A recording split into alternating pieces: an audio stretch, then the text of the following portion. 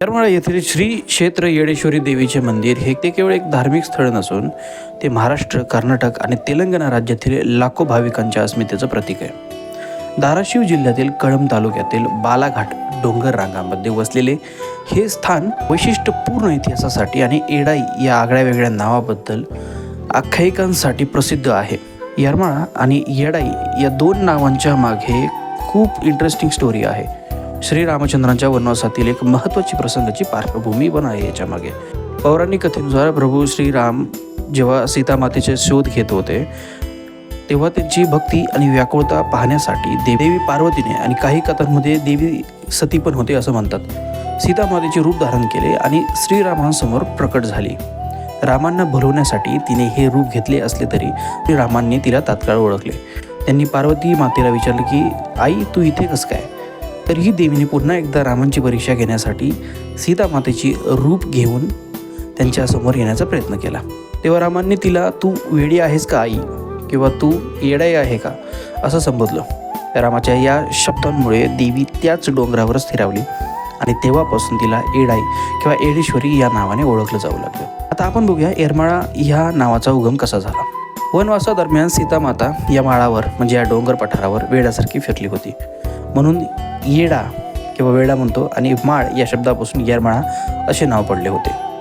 येरमाळा येथील मंदिर हे प्रामुख्याने हेमाडपंथी शैलीत बांधलेले आहे।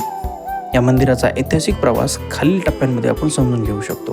देवीची स्थापना त्रेतायुगात झाल्याची श्रद्धा असली तरी सध्याच्या मंदिराचे बांधकाम 12व्या शतकात ते 13व्या शतकातील यादव काळातील हेमाडपंथी स्थापत्य शैली दर्शवते। स्थानिक ऐतिहासिक संदर्भानुसार आबाजी पाटील नावाच्या व्यक्तीने या मंदिराचे हेमाडपंथी बांधकाम पूर्ण केले होते। मंदिराच्या बांधकामात एकूण 101 दगडी खांबांचा वापर करण्यात आला आहे। गाभाऱ्यातील मागील भिंतीवर काळभैरव देवाची मूर्ती असून ती या क्षेत्राचा रक्षक म्हणजे क्षेत्रपाल मानली जाते। या वेड्या भक्तांची ऐतिहासिक कथा येरमाळा मंदिराच्या उभारणीत एका अज्ञात स्त्री भक्ताचा मोठा वाटा आहे असं सांगितलं जातं। एकेकाळी या डोंगरावर कोणतेही मंदिर नव्हते, तेव्हा एक स्त्री दररोज डोंगरावर जाऊन देवीची पूजा करत होती। तिची देवीवरील अनन्य भक्ती पाहून गावकरी तिला वेडी समजत होते, मात्र तिच्या या निस्सीम भक्तीमुळे देवी तिथे प्रसन्न झाली आणि पुढे तिथे मंदिराची उभारणी झाली। या ऐतिहासिक ऋणानुबंधाची आठवण म्हणून आजही देवीच्या प्रसादाचा पहिला मान या स्त्रीच्या वंशजांना दिला जातो। आता येडाईचे श्री तुळजाभवानीशी असलेले नाते आपण पाहूया।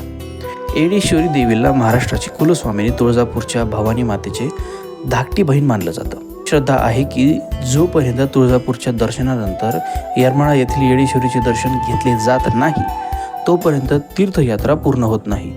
या दोन्ही बहिणींच्या नात्याचा उल्लेख अनेक स्थानिक लोकगीतांमधून आणि आरत्यांमधून आढळतो। येरमाळा येथील वैशिष्ट्यपूर्ण आणि ऐतिहासिक परंपरा म्हणजे चुना वेचणे। चैत्र पौर्णिमेच्या यात्रेत देवीची पालखी जेव्हा गावातील चुन्याच्या रानात पोहोचते तेव्हा एरवी काळी असलेली जमीन पांढऱ्या चुनखडीने भरून जाते। असा चमत्कार पिढ्यानपिढ्या भाविक अनुभवत आहेत। या चुनखडीचा वापर करूनच मंदिराचे रंगकाम केले जाते, जे भौगोलिक खनिजे आणि आध्यात्मिक श्रद्धा यांचा अपूर्व संगम दर्शवतं। जर तुम्हाला हा व्हिडिओ आवडला असेल तर लाईक करा, शेअर करा